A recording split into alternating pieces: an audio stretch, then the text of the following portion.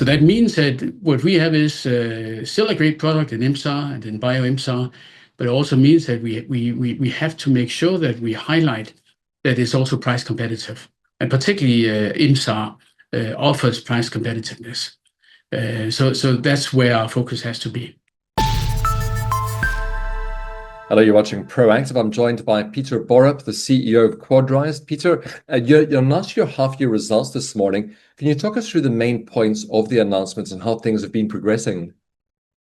Yeah, so it's been 6 months where we've been working hard on some of the projects we had already started, right? So we have the MSC project, we have the Valcoal, we have the Moroccan project, but also in order to follow up on that, we need to make sure we ensure feedstock to produce the bioMSAR and the MSAR.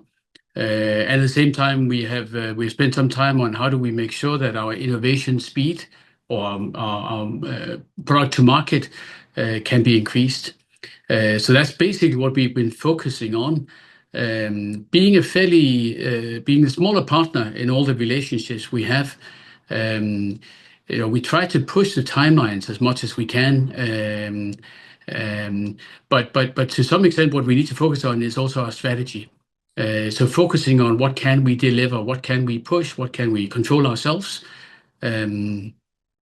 So particularly on the big trial with MSC and Cargill, we've been focusing on getting the last items out of the way. And once you start looking at the details, there are constantly things that are changing in our surroundings. So maybe not so much for us, but certainly for the bigger players, that the regulatory environment have changed, the geopolitical environment has changed. So the way they need to address this and incorporate that in the agreements is taking some time. I might add that we have now filed our application for a Belgian branch. So we're preparing for the mobilization and for setting up. We still have a few outstandings on the tripartite between us and Cargill and MSC. But it feels like we're down to items that are now are predictable. So hopefully we have something positive to announce pretty soon. Peter, can you comment on the market currently as you see things? How will the war in the Middle East affect your plans? What have you heard from ship owners since hostilities began? Yeah, I mean, I think the safest thing now is not to try to predict how it's going to end, because there are so many moving parts and there are so many players. I think what I will say is that before it started, I spent a fair bit of time with a number of our ship owner friends. And there's no doubt that where the way they look at the world now is, of course, that they want the green transition, but they have to focus also on their own resilience, their own costs, their operational expenses. And that's in a world where everything seems to be up for debate. So international law is being questioned or utilized. Alliances are breaking up.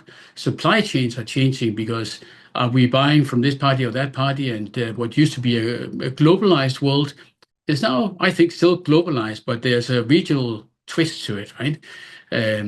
So for all players, there is maximum uncertainty. At the same time, we're operating in a world where technology has become exponential, not just one, although we all talk mostly about AI, but there are other technologies out there where the same thing is true. So as a business, you have to navigate in this. And that means that you have to make sure that your bottom line is safe before you start doing things that you don't have to.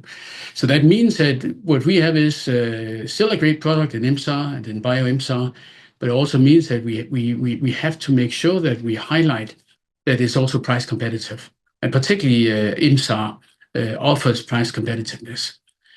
So that's where our focus has to be. What should investors be looking out for the next 6 months, Peter? I think they should look, of course, we need to finally land this trial and have it signed, right? But then the real challenge begins, which is to make sure that we deliver well on the trial with MSC and Cargill, that we have it mobilized in time, that we have it on board the ship, it works smoothly, we get the right results, which we expect, but it still requires something in our delivery. But what I look most forward to is us. We've added to our team, right? We've added a gentleman who is a 25-year veteran in refinery economics, So we really have to make sure that we push the refineries so we get the feedstock supply. That's absolutely key, because otherwise the trial has no value, right? Then we have a successful trial, but we can't deliver the fuel. So we have to get the feedstock. So that's the next most important thing. And we had, as I mentioned, a trip to Singapore just a few weeks ago, 3 weeks ago now, also to meet with refineries, and had some very positive meetings there, as we've had in Europe. So we're trying to move that so we can make a plausible case for being able to supply the fuel required. Peter, I hope you'll continue to keep us updated with your progress. Thank you very much for your time today. Thank you so much. Peter Borup, the CEO of Quadrise.